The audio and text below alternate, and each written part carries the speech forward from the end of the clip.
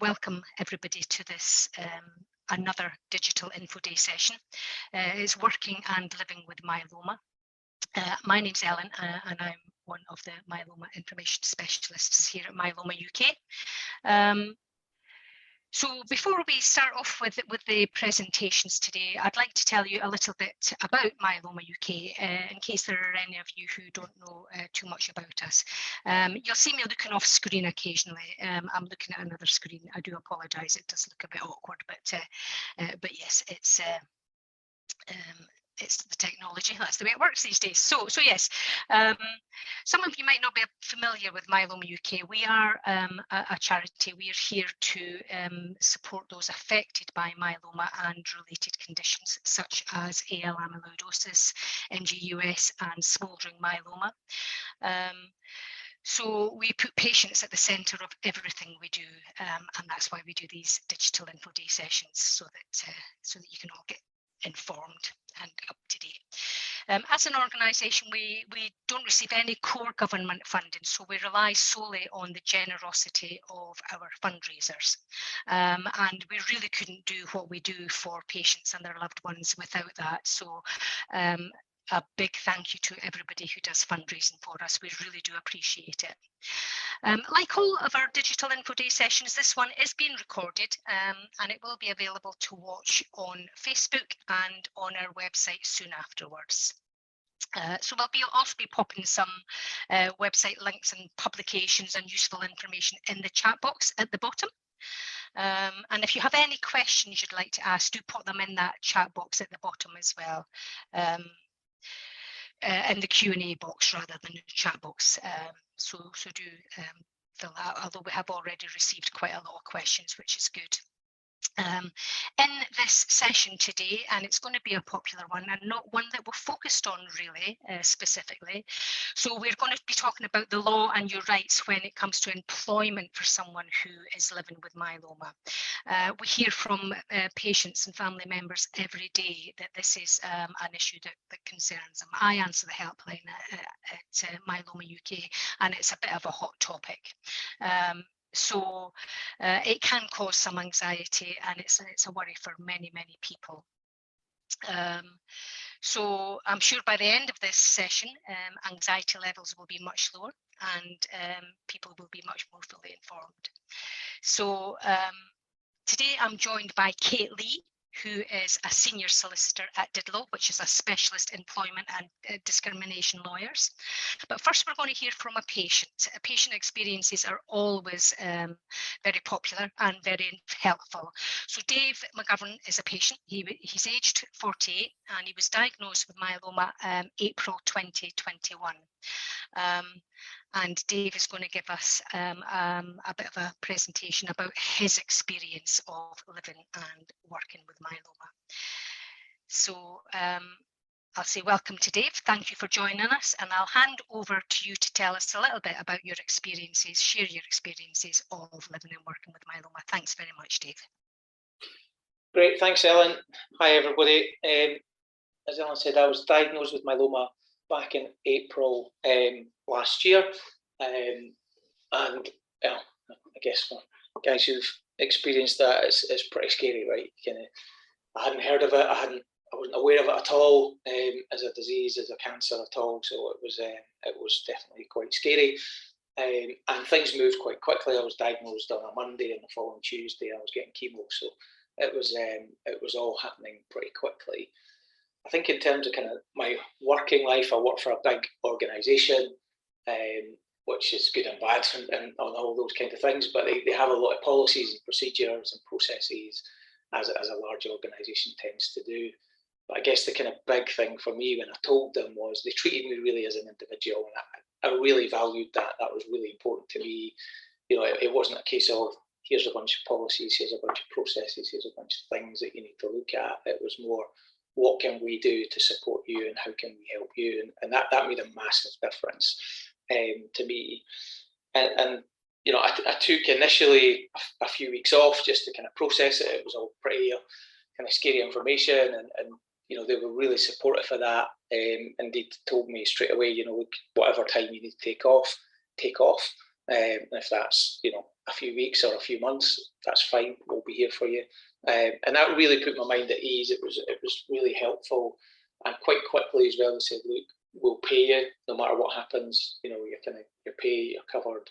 If you take 9 months off, that's fine. If you take 10 months off, that's also fine. You know, so it was immediately, you know, one less thing for me to worry about, which was like huge for me and my wife. And I've got a wife and 2 girls, so you know, not having that fear or worry of income, which I know not everyone, you know, has the luxury of, was a massive kind of shift for me. I started the chemo treatment. It all went, yeah, the first couple of weeks were quite challenging for those who've gone through chemo when you kind of first start it. You know, it's, you know, fairly few incidents in and out of A&E a lot as the body reacts to things. But, you know, after the kind of first cycle, things settled down and I went back to work actually. So I kind of went back to work through cycles 2, 3 and 4 and just done some reduced hours. So again, it was great just to sit down, but I had a couple of bosses at the time. We were working on quite a big, you know, work on kind of transactions and kind of buying companies. So we were working on quite a big deal, but we managed to kind of work out how to kind of manage those things on reduced hours. And I think the kind of big thing for me was just being open and honest with them about how I was feeling, what I could do, what I couldn't do, you know, what I could commit to, what I couldn't commit to. And that's quite a challenge initially because, you know, some part of your brain, you know, certainly for me anyway, was just going, right, I'll get through the chemo, it'll be fine, I'll, you know, everything will be okay, and I'll just ignore it really, and I'll just kind of live as normal. But, you know, as those who've gone through it, it's not as simple as that. You need to be a bit honest with yourself about what you can and can't do. And that took a wee bit of time for me to kind of get my head around, if I'm honest. But again, having a really supportive employer who was, you know, definitely pushing me more back on do less, not do more. And that made a big difference.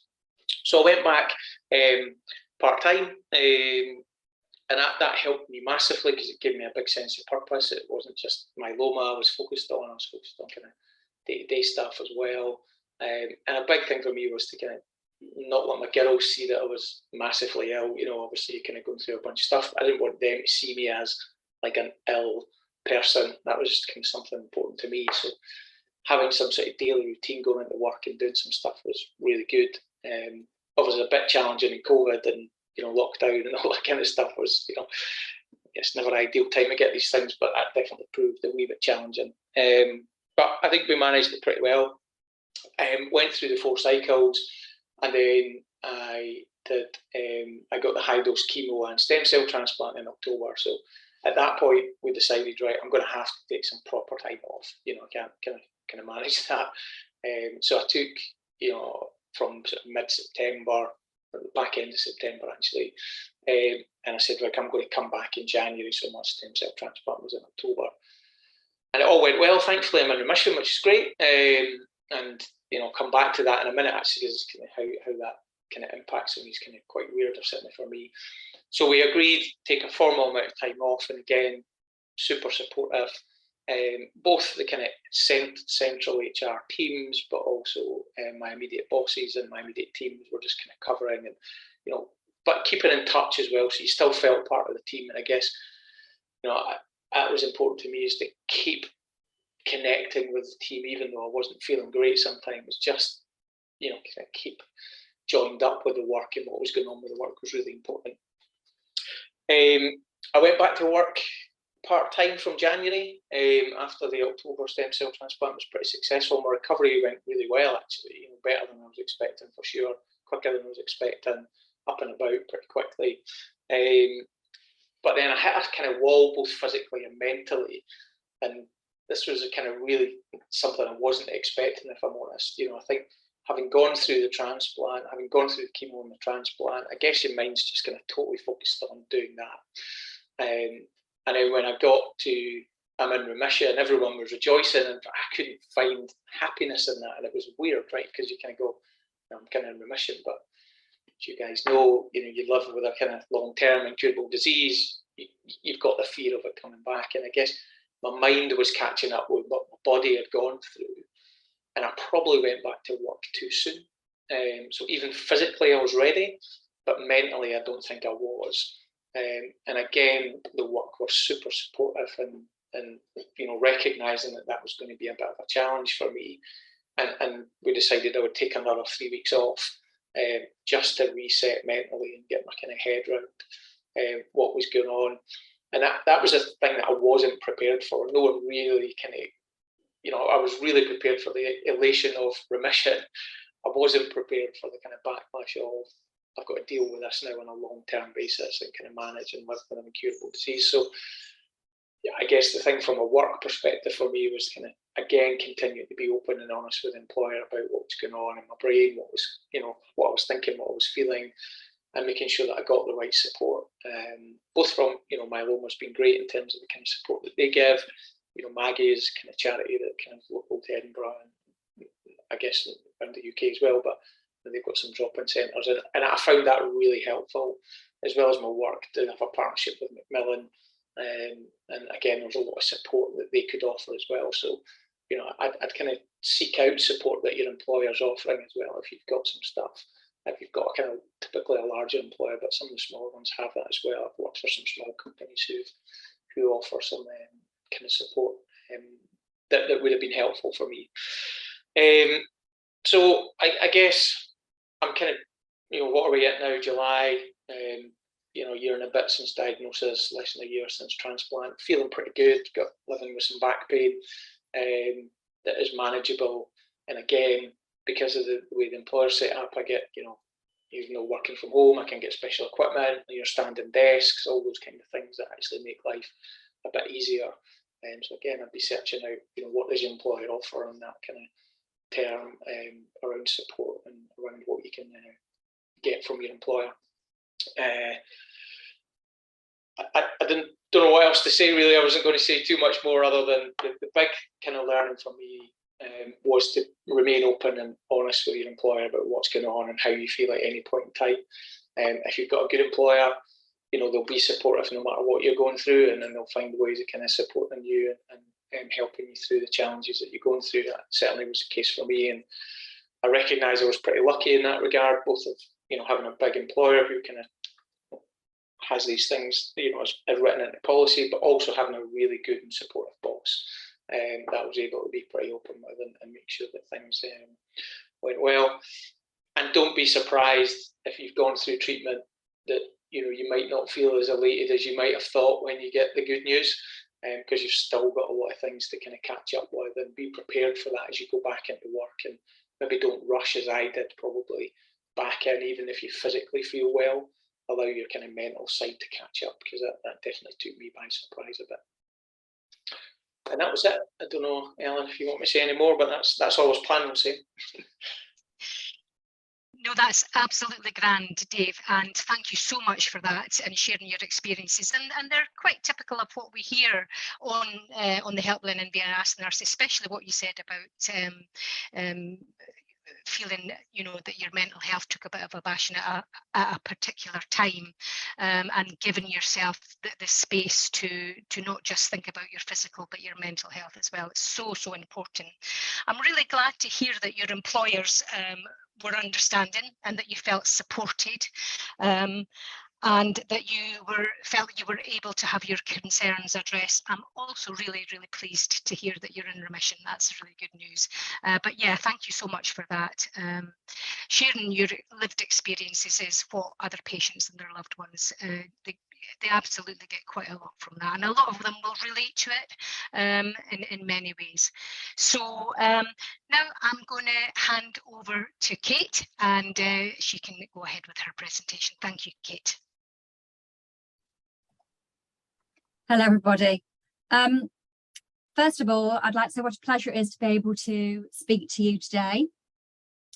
I've been practicing employment law for over 20 years, and I advise on all aspects of discrimination, but have always had a particular interest and therefore expertise in the area of disability discrimination and mental health.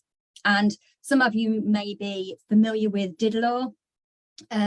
Digital is a law firm where we are the leaders in discrimination and mental health law. Indeed, the DID of Digital stands for disability, illness and discrimination, and that is very much at the heart of what we do.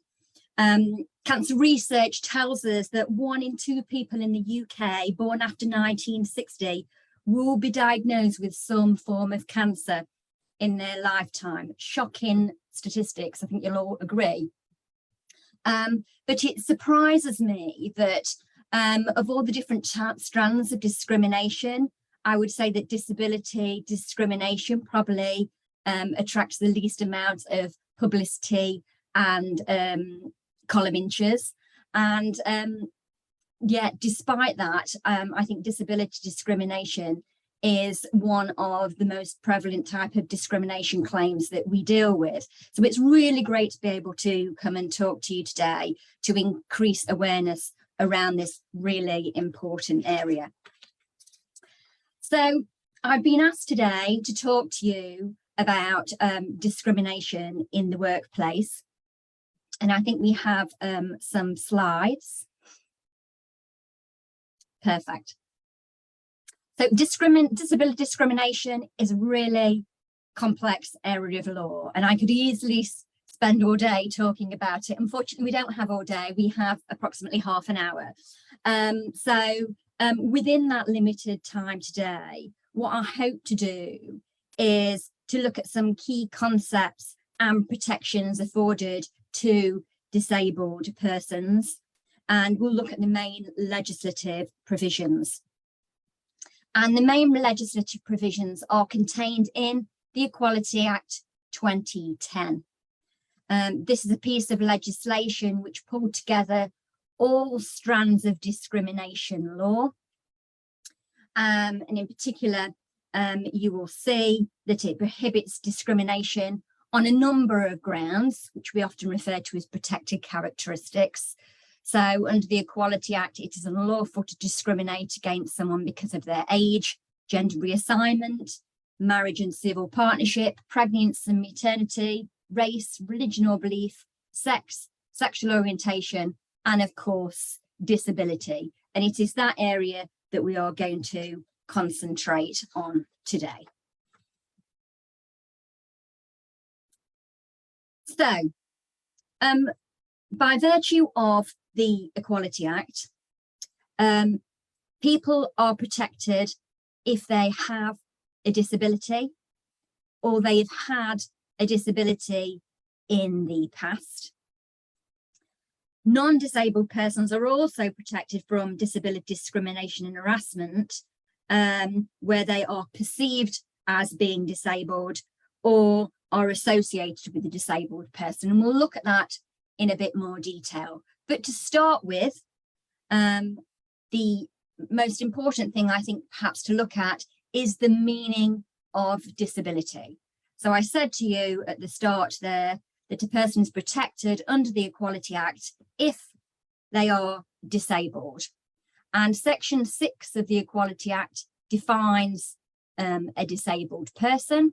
And it says there on the slide that a person has a disability if they have a physical or mental impairment which has a substantial, which means more than trivial, and long-term, which generally means has lasted 12 months or is likely to last at least 12 months, adverse effect on their ability to carry out not their job, but normal day-to-day activities. So that is the test which a tribunal or court would apply when deciding whether or not someone is a disabled person and thus afforded protection under the Equality Act. And this is often, we see in disability discrimination cases, the first line of battle, if you like. But in the case of someone who has been diagnosed with cancer, this is not an issue. And the reason for that is because, as we'll see on the next slide, that certain conditions are expressly deemed disabilities under the Equality Act. And that includes HIV, multiple sclerosis, and indeed cancer. So this means that from the point of diagnosis, you are afforded protection from discrimination on the basis of you having cancer, or as you'll see in some other circumstances as well. And I'm just going to pause at this point to also note on a really helpful case that emanated from the Employment Appeal Courts a couple of years ago. And this is a case called Lofty against Hammis. And the upshot of this case was that precancerous skin lesions were held, that could result in melanoma, were held to be sufficient to deem someone disabled.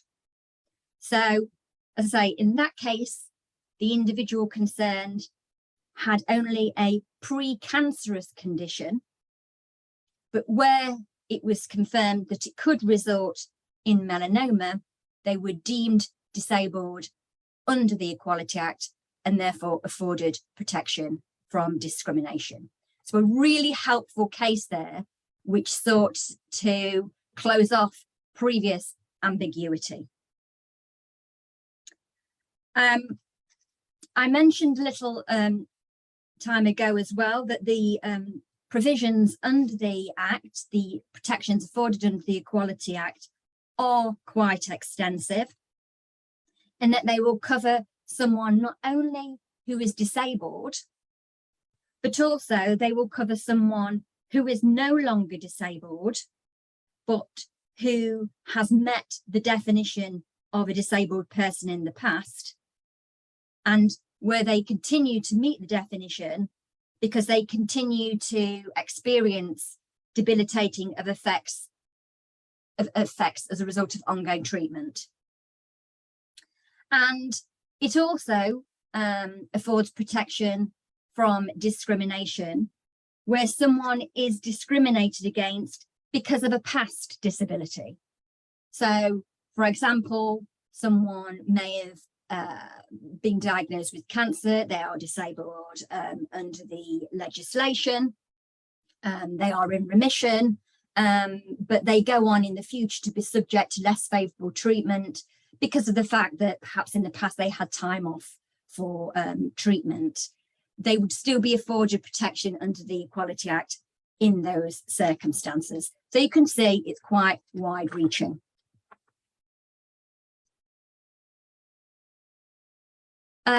In terms of the scope of protection, again, a few things perhaps worth mentioning.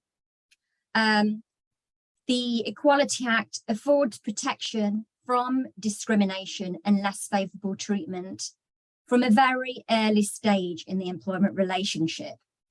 So you are afforded protection from discrimination even before employment has begun. And this most notably arises in the recruitment stage. So, for example, it could arise in the arrangements that an employer makes in deciding to whom to offer employment, or indeed the terms upon which someone is to be offered employment, or indeed if it is determined that someone should not be offered employment. More often than not, discrimination occurs during the course of employment, and as we'll see in a little while, there are many ways in which that can arise. But the protection also extends to post-employment, and that most notably arises in the course of the giving of a reference, for example, by a past employer, if perhaps they say something that's negative about someone's attendance record or something that's in any way ambiguous. So the scope of protection throughout an employment relationship is extremely far-reaching.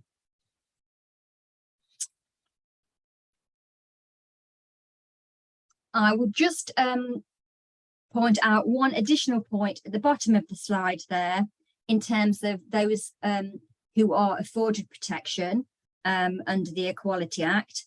It does extend not only to employees, but also workers and agency workers.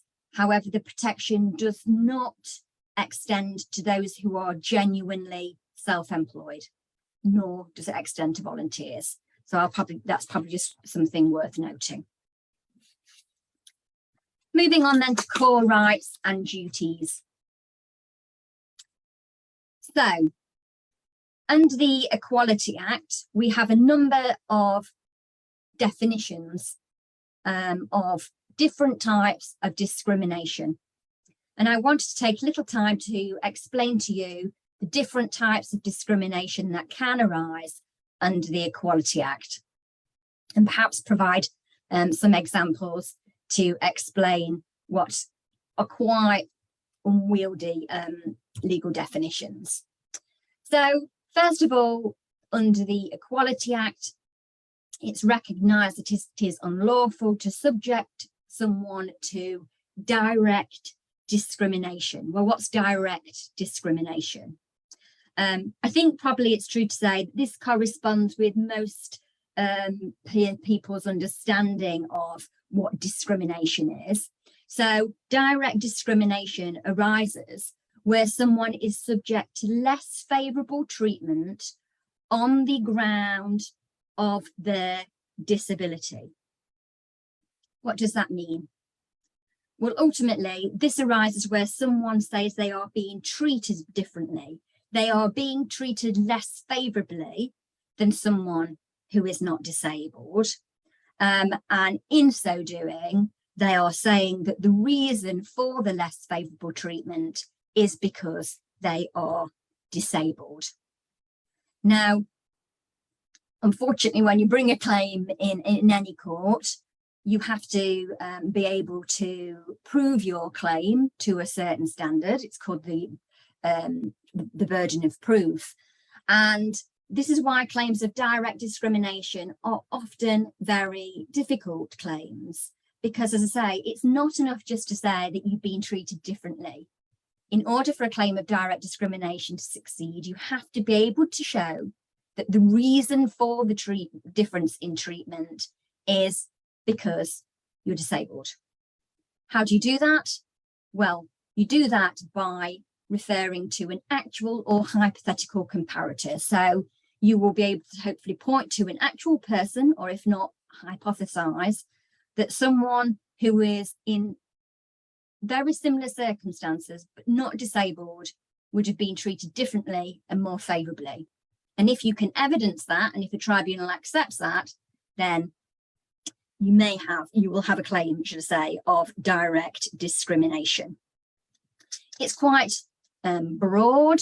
Direct discrimination simply requires the individual to show they have been subject to, say, to less favourable treatment on the grounds of their disability. Less favourable treatment is not defined. It can include a wide range of things. It doesn't necessarily require financial loss, so it can be being subject to less favourable terms. It could include being deprived from opportunities for promotion or training, for example. The next type of discrimination that is provided for under the Equality Act is indirect discrimination. Now, how is this different from direct discrimination? Well, direct discrimination is concerned with equality of treatment. Indirect discrimination is concerned with equality of outcomes, and it requires some group disadvantage. So effectively, indirect discrimination occurs whereby an employer applies what we call provision criterion or practice across the board. But that practice is such that it disadvantages the individual claimant, the disabled person, and those who share the relevant disability. And perhaps the best way to explain this concept is by way of an example. So, for example, an employer may have a policy which requires everyone to work full-time hours. Now, although that is a policy that is provided to everyone, it may have a disparate adverse impact on women, because we know that, for example, women are less able to work full-time than men because of childcare or other caring responsibilities. and as such, that provision requirement or practice to work full-time may be indirectly discriminatory, in that case on the grounds of gender, and subject to an employee being able to put forward some robust justification for applying that policy, that may be deemed unlawful. Under the Equality Act, we also have provisions which mean it is unlawful to subject someone to harassment. Harassment, I think most people could probably apply a common sense approach to this, but it arises where someone is subject to unwanted conduct, which has the purpose or effect of violating someone's dignity or creating an intimidating or hostile or degrading environment for that person. And we also, under the Equality Act, have victimisation. How does that arise? Well, victimisation is aimed at protecting those who seek to exercise their rights under the Act. So by that, I mean that if you are a disabled person, you ask that an employer makes adjustments, they refuse, you raise complaints about that. If you are then subject to less favourable treatment in consequence of that, that may give rise to a complaint of victimisation. So moving on to the next slide, associative discrimination. What is this? Well, again, it's widening the scope of protection really afforded to individuals under the Equality Act. And again, the best way of explaining associative discrimination is by way of an example. Effectively, this came to light in the case of Coleman and Attridge. And essentially, the claimant herself was not disabled, but had a disabled child. And she brought a claim on the basis that she was treated less favourably because of her association with that disabled child. In particular, the employer refused to allow her flexible working that they afforded to the rest of the workforce who did not have a disabled child. So in that case, her claim was allowed to proceed, even though she herself was not disabled. It is, however, limited in scope, so you can only bring a claim of associative discrimination on the grounds of direct discrimination or victimisation, but worth bearing in mind. We also have some very specific protections just for people who are disabled. These protections are not afforded to people who may have any of the other protected characteristics. And in particular, worth mention is the discrimination which arises under Section 15 of the Equality Act. And this is discrimination which arises from disability. What does this mean? Essentially, it arises whereby you are saying that you're not being treated less favourably because you are disabled per se, but rather you are being treated less favourably because of something which arises in consequence of your disability. So, for example, someone may be disabled by reason of a cancer diagnosis. They may need time off work to allow them to attend treatment, and then they are subject to less favourable treatment because they are not working full-time hours or have had to have adjustments made to their working hours, for example. So that gives you an idea as to how a claim under Section 15 may arise. And those are one of the most common type of claims that we do see. It doesn't require, as I say, a direct causal link between the disability and the unfavourable treatment. It's about linking the unfavourable treatment to something which arises from the person's disability. And finally, reasonable adjustments. And this is probably something that generates most inquiries, and which I have to say employers get wrong quite a lot. The legislation's been around for a long time. This is nothing new, but unfortunately, it still amazes me how often employers fail to be able to get this right. And it's not rocket science, but nevertheless. So under Section 21 of the Equality Act, if a person is disabled, if an employer has knowledge of that disability, and if that disabled person, by reason of their disability, faces barriers in the course of their employment, then the employer is under a duty to take reasonable steps to alleviate that barrier, to enable them to do their job and perform their duties as best as they possibly can. So pretty standard stuff, but there are nevertheless some limitations. So the first thing to note is that the duty is to make reasonable adjustments. What is reasonable will very much turn on the facts of each case. It may, for example, be determined by the size of the employer, their resources, but cost is not definitive. And we know that there are a lot of providers out there, such as Access to Work, who can assist with providing funding to allow reasonable adjustments to be implemented in the workplace. If an employer requires some guidance in terms of reasonable adjustments, one would expect them then to engage in consultation with the individual concerned, seek medical advice from their GP. Fit notes, we know, sometimes set out recommendations. They are only recommendations, but nevertheless recommendations in relation to possible reasonable adjustments. And of course, it's always open for an employer to ask that an individual consent to a referral to occupational health, who again may be able to provide some really practical guidance in terms of potential adjustments which could be made, which will enable someone to return to work and fulfill their duties. And there's some examples on the handout there as to what might amount to a potential reasonable adjustment. So it could include changes to working hours or duties, provision of auxiliary aids. We spoke earlier about perhaps rising desks, chairs, voice recognition software, for example.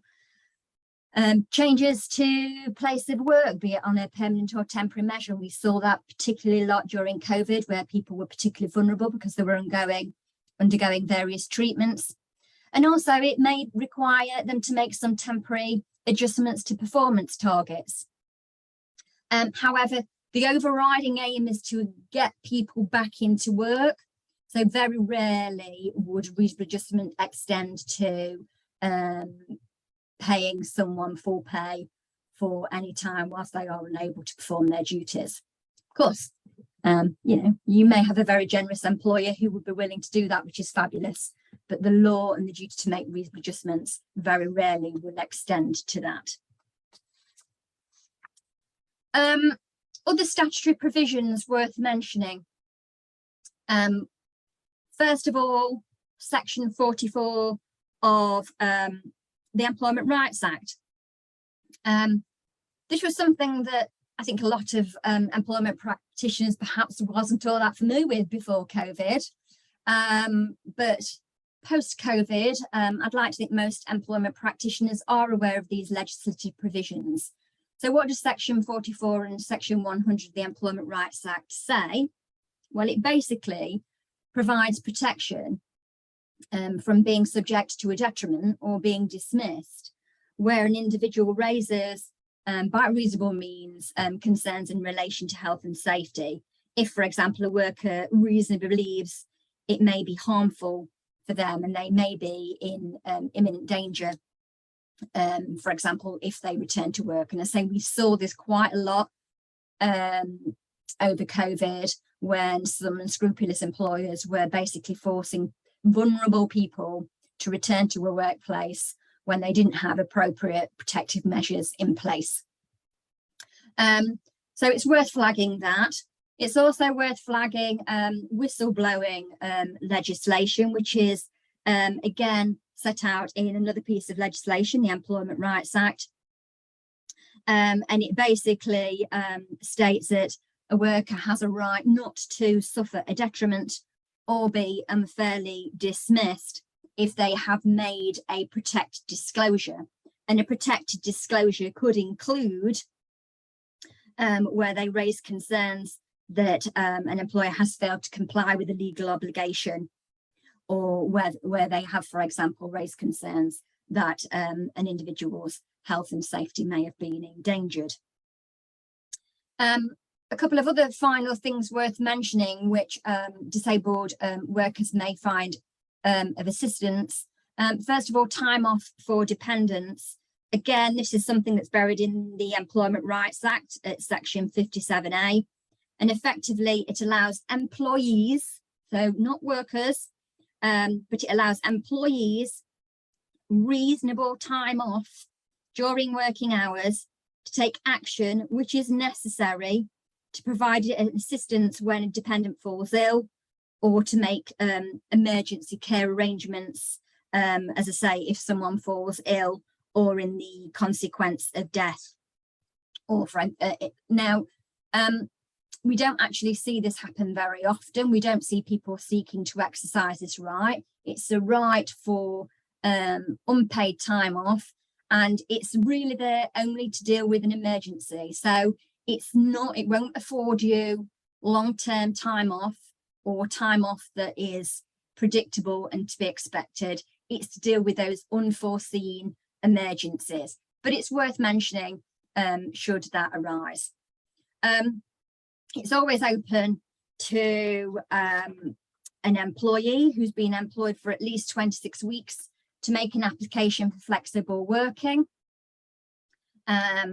This means that they can make a formal application in writing to their employer to request a change of hours, or it could also extend to change in work location, for example. However, the legislation provides only that an employee has a right to request flexible working. It doesn't afford the right to be granted flexible working. And there are grounds upon which an employer can, provided they've given it reasonable consideration, reject a request for flexible working. Basically, if they have cogent business reasons for not being able to afford the request. So it's worth bearing that in mind. An employee can make a request for flexible working every 12 months. And it's also worth noting that if that request is granted, it gives rise to a permanent variation to someone's contract. So if someone just wants a temporary variation, flexible working is not the way to go. But of course, it's always open to anyone to engage in consultation with the employer. These are provisions, legislative provisions, that you can rely on if you have to. But I take you back really to the thing that Dave said earlier. Communication is very much key. And if you can try and agree these things informally with your employer, then hopefully they will agree to it. And then you've got some flexibility, which is always a bonus. And the other point to note as well, again, to help accommodate the needs of disabled workers, again, I would say that if, for example, you need time off for medical appointments, I would raise that with the employer. My view is that in most cases it would amount to a reasonable adjustment to afford that. It may be unpaid time off, but again, speak to your employer. There may be arrangements that can be made, so adjustments to hours where you make the time up later, for example, that can be put in place to allow those appointments to be made. And for those people who want to accompany loved ones to any medical appointments, again, communication with an employer is key. If you can't rely on any of the other, if they refuse and you can't rely on any of the provisions that we've spoken about, then you could always seek to utilise annual leave if indeed you have it. So that really, given the time, leads me to my final slide there. Dave said it at the beginning, I'm going to bookmark this session today by really echoing that point, because communication very much is key. I appreciate that you know, when you receive a diagnosis of any disability, it's extremely sensitive and distressing. But it is possible for you to communicate health issues with an employer. And a lot of the protections afforded under the Equality Act do not arise where an employer does not have knowledge of the disability or could not be said to have ostensible knowledge. So you may be surprised, as I say, most employers are sympathetic. And when you think of that stat that I mentioned earlier, 1 in 2 is at some point is likely to receive a cancer diagnosis. If we've not been touched by cancer personally, most people have had their lives affected indirectly by it. So one hopes that you have employers that are compassionate and are supportive. The other few practical pointers I will end on is you may work for a big organisation, you may work for a small organisation.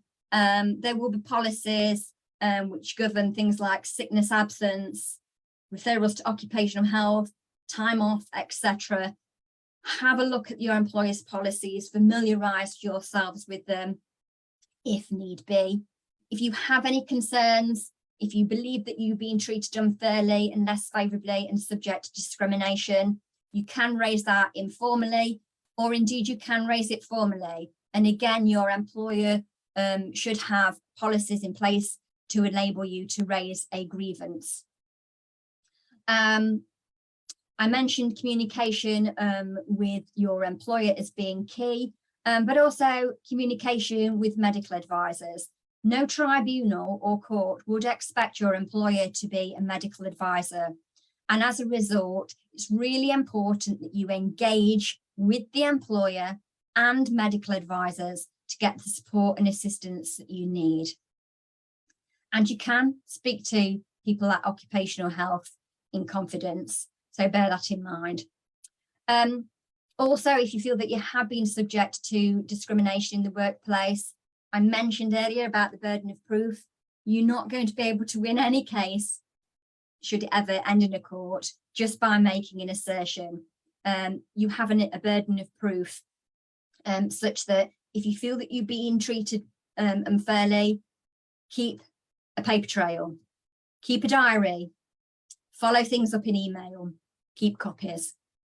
One hopes it would never end up in a court, but if it does, that kind of information is crucial to us as employment lawyers. And finally, my point really that I'm going to end on today is just to do with time limits. And unfortunately, if you wanted to bring a claim for discrimination in employment, the time limits for presentation of a claim is very short. Generally speaking, you have just 3 months less 1 day from the date of discrimination or last act of discrimination to submit a claim in a tribunal or do something such as commence EC in order to protect your legal position. That is not long. It's especially not long when you're not in a good place. And often these situations at work are in a constant state of flux. So I would just leave my session by saying to you, if you feel that you are being treated poorly, if you feel that you may be being discriminated against, then seek timely legal advice, because it's heartbreaking to have to tell someone that they've got a claim, but unfortunately can't proceed because it's out of time. And that whilst there are legal arguments we can raise to try and get around time limit issues, it's not, you know, it's something that we would obviously prefer to avoid if we possibly can. So to seek that timely advice from trade unions, from valuable charities such as Myeloma UK, and of course we at Digital are always there to help. Thank you.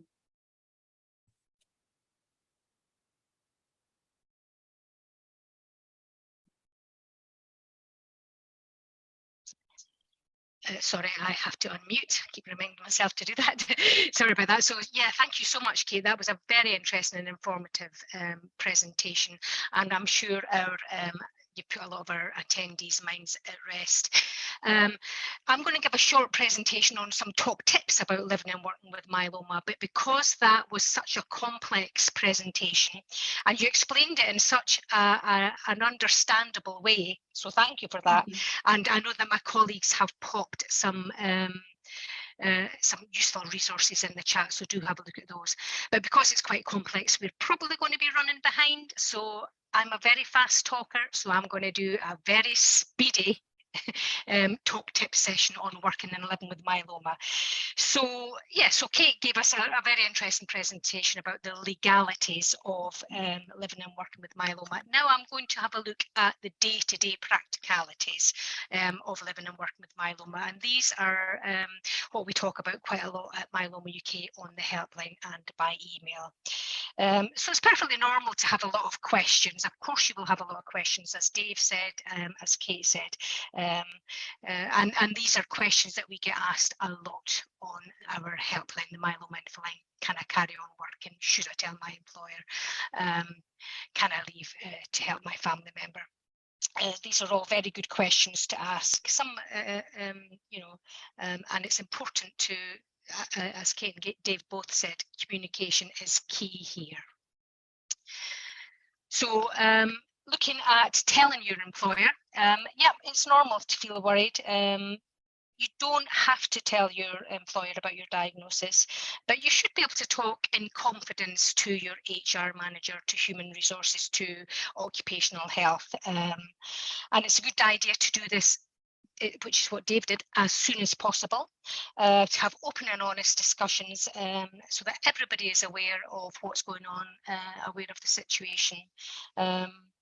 As Kate said, cancer is a disability, so you won't be sacked. You won't be treated less favourably, or you shouldn't be, legally, you shouldn't be, and you shouldn't be discriminated against.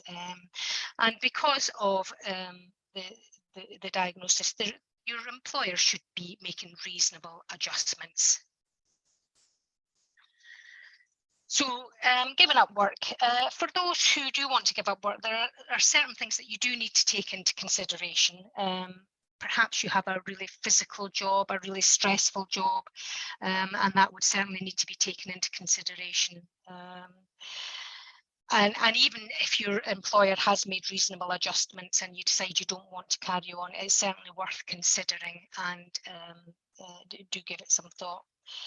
Perhaps you can't give up for financial reasons, or perhaps you feel that you can quite comfortably. All of these are things to discuss with your family members, with your employers, and this decision won't be made overnight. It's going to be several conversations in time. A lot of people saying that, working makes them feel like, there's some level of normality despite an overwhelming diagnosis. They feel as if, there's some normality in attending work as they would usually do. There's a social aspect to be had. And many tell us that, because they do attend work, they're able to put myeloma a little bit on the back burner, which is always a good thing to do, especially if you are in remission. Obviously, there will be times when you're in treatment that you can't do that, and again, it's really important to let your employer know that.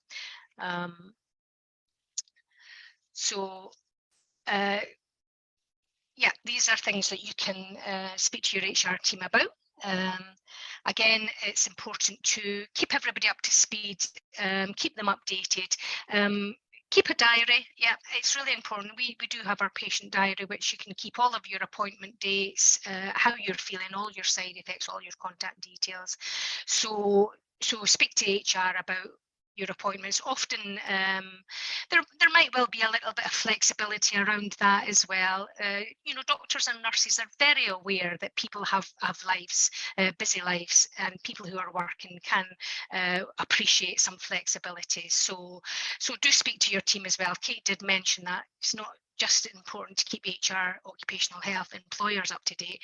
Speak to your medical team as well, and let them know that this is something that you have to fit in with your daily life. And it's important to, there are changes that can be made to your treatment. If you're experiencing side effects, for instance, that are making you have time off work, maybe there can be some adjustments. And you can negotiate things like taking longer breaks, and it's important that your team realizes that there may be days when you don't feel as good as other days. Myeloma is a very complex and a very individual cancer, and no two patients are the same. And some people sail through treatments without too many issues at all. Some people don't have too many complications related to their myeloma, but every myeloma patient will be immunocompromised to some degree. So your immune system will be weaker than it should be. That does depend somewhat on where you are with regard to being diagnosed and whether you're on treatment or not. Someone who's newly diagnosed or who's on active treatment for their myeloma will be more immunocompromised than someone who's been in remission and whose myeloma has been stable for some time. So there are adjustments that your work can make to help you to feel safe in the workplace. Having hand gel available for you, having some space, and voicing your concerns. It's so important that you're able to do that. But there are things you can do as well to try and keep that risk at a minimum. Keep up to date with your vaccinations. You will be invited for flu jabs, pneumonia jabs, COVID-19 jabs, and boosters. So that will make that will put you in the safest place possible. But yeah, your workplace can help you reduce that risk as well. And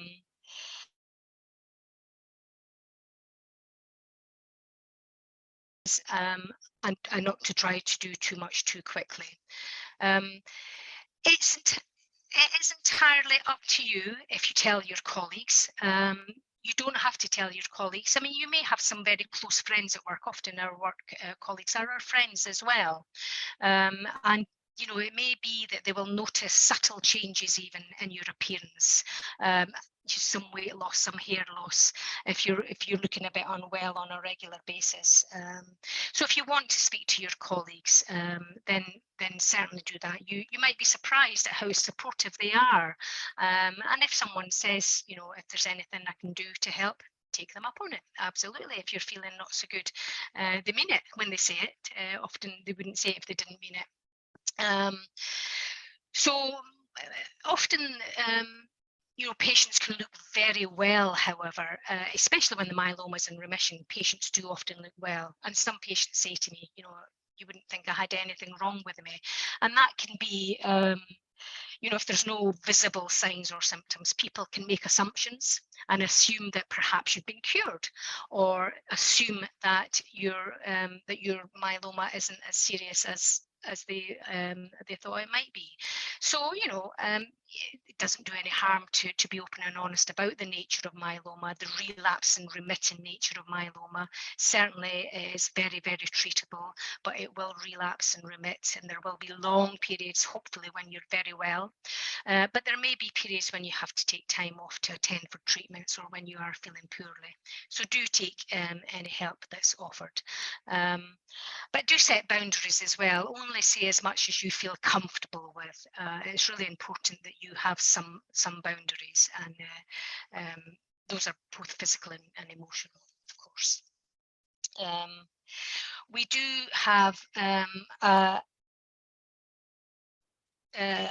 benefits and financial support info sheet. Here it is here, and that has a lot of useful information, and possibly many of the links and the resources that Kate mentioned in her talk. So do ask for that. We can send it out to you as a hard copy. You can download it from our website, or you can order it from our website. Often, if there are any discussions to be had around benefits, for instance. The nurse specialist might refer you on to a social worker, someone from the social work department who has expertise in filling out the very complex forms needed. And they are quite complex. So what I would always say is don't fill out these forms on your own. Do get advice, either from Macmillan Nurse, either from someone from the social work department, or someone from Citizens Advice Bureau. So do seek that support. And a lot of people find that speaking to others, shared experiences. I'm sure everybody appreciated Dave being open and honest with his talk today about his experiences. So it does help to know about that. The experiences are varied and everyone is different, but it's good to share experiences and to listen to others, and not just for the patient, carers, family members, loved ones, all need support at this time as well. There's lots of ways you can speak to others, not directly involved. So we have a whole range of support groups. You can find these on our website, and there is a new support group, an under 50s support group. It was formed by Myeloma UK last year. So the next meeting of this group, you might want to take a note of this, is on August the 12th. August the 9th, I beg your pardon. So you can go onto our website and find out where that group is. A Zoom meeting, so it's all virtual, and it's 50s and under. So do have a look. There will be people attending that group who have experience of working and living with myeloma, and maybe even be able to give you some suggestions about what they did to get through. We have a recently formed peer buddy programme. It provides a chance for patients and carers to tap into knowledge and experience of those living with myeloma. These are one-to-one sessions. My colleague who runs the peer buddy programme will match you up with someone who has as similar experiences as possible. If that's something that you would like to take the opportunity to use, have a look on our website again.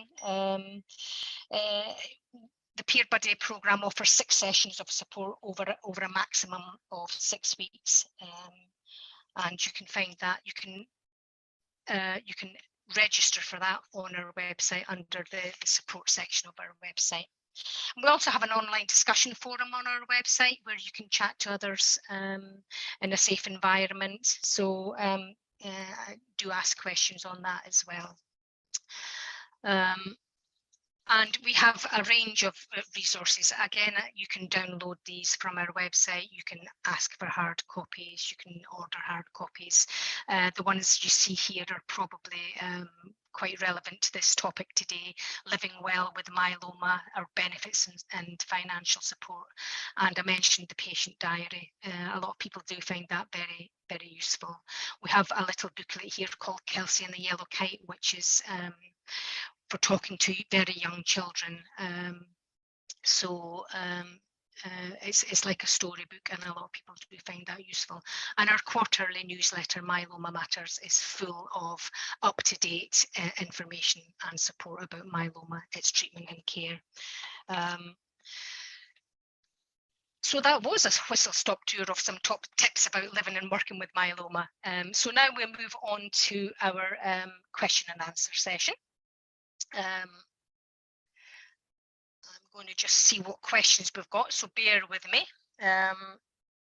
We are going to run over about 10 minutes. I hope that's all right, so do stay on the call if you want to, but do remember this is being recorded and you can watch it afterwards on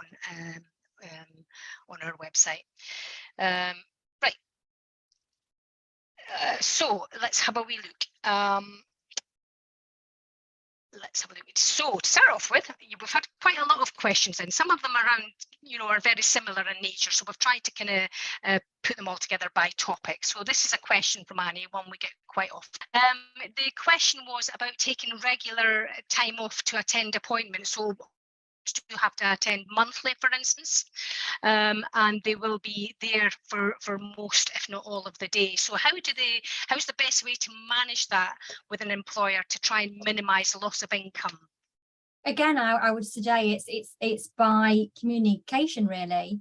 I mean, again, depending on the size and resource of the company, it may be easier for some employers. You know, the impact that may have on the business and service delivery may vary. But certainly I would say that the need to attend a medical appointment is something which could amount to a reasonable adjustment. And there are, you know, if you engage in communication with the employer, in the main, I would have thought that certainly where the appointments can be arranged in advance, that there are arrangements that can be put in place to limit the impact of any appointments such that they're taken at less busy parts of the day, either at the start of the day, at the end of the day, lunch breaks, for example, or indeed that arrangements put in place which might enable the individual concerned to work flexibly or make powers up at another time. It's always open to someone to use annual leave to take appointments, but you know, ultimately annual leave should be there for the basis of someone to rest and recuperate. So I think where they are attending a medical appointment, my suggestion would be that you ask that the employer provide for that by way of reasonable adjustment. Yeah. And often these appointments will be on a regular basis in myeloma, so you know, have a bit of a plan of action. Absolutely. Sure. Which again, it comes down to that communication point that we spoke about earlier. Yeah, doesn't it? So another question, Tina asks, what are your rights after returning to work? Can you be managed out after returning from long-term sick leave, for instance? Well, basic position is if you are dismissed because you have a disability or because of a reason related to it, because you had a lot of time off, that essentially is unlawful. And that's the basic position. If you feel that upon your return, your employer is looking to manage you out, that they are raising concerns about performance that are unjustified, for example, then seek legal advice. There are things that you could do, lodge a grievance to try and flag it up and hopefully nip it in the bud. But yeah, ostensibly, if someone is dismissed because of a disability or reason related to it, that is discriminatory conduct. Absolutely. Absolutely. Good to know. Thank you so much. We have had a couple of questions regarding retirement. So Alpesh has asked, my employer has asked me to consider retiring. Is this discrimination? It very much depends on the facts of each case. Whether it's discrimination on the grounds of age or discrimination on the grounds of disability, as something that would need to be, say, determined on the facts of each case. The basic position is, you know, you can't really be forced to retire. An employer would need really compelling reasons. So, for example, health and safety reasons as to why it's not appropriate for someone to work beyond a certain age. But again, if someone is being forced down that road and the real reason they want to get rid of you is because you've got a disability or you've had time off or they need to make adjustments, then the alarm bells kind of would start ringing in those kind of circumstances. If this seems to be something that's come out of the blue and they haven't done for other people, then question actually, what is the real reason for this? What's the real motivation for this? Is it arguably a potential act of disability discrimination? Absolutely. And Richard asks, can you explain the options for someone who may want to retire early due to ill health? Again, it's the options are really to consult with the employer about it, seek guidance from them, and they will guide you through the process and look at the options available.